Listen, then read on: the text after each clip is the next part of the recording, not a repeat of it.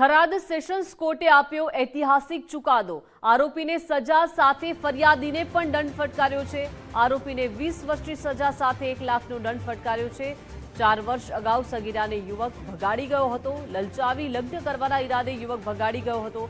મુકેશ શંકર ઠાકોર નામના યુવક વિરુદ્ધ ફરિયાદ નોંધાઈ હતી અને 4 લોકો સંડોવાયેલા હોવાની પણ અરજી આપી હતી। 4 લોકોને કોર્ટ નિર્દોષ છોડી ફરિયાદીને હવે 3 લાખનો દંડ ફટકાર્યો છે। દંડની રકમમાંથી પ્રત્યક્ષને 75,000 રૂપિયા આપવાનો પણ આદેશ કર્યો છે। કોર્ટના ઐતિહાસિક ચુકાદાને લઈને કોર્ટમાં સન્નાટો વ્યાપી ગયો છે।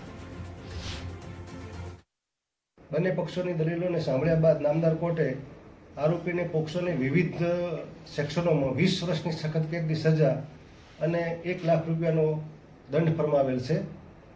વધુ આ કેસમાં એક વિગત એવી છે કે આ કામનો જે ફરિયાદી છે એ ફરિયાદીએ પાછળથી એક આ મેઇન આરોપી સિવાય બીજા 4 આરોપીઓને પણ ભાગ ભજવો છે એવી અરજી પાછળથી આપવામાં આવેલી હતી અને પોલીસે અને એ અરજીની તપાસ કરીને એ 4 આરોપીઓને પણ આરોપી તરીકે દર્શાવેલા હતા।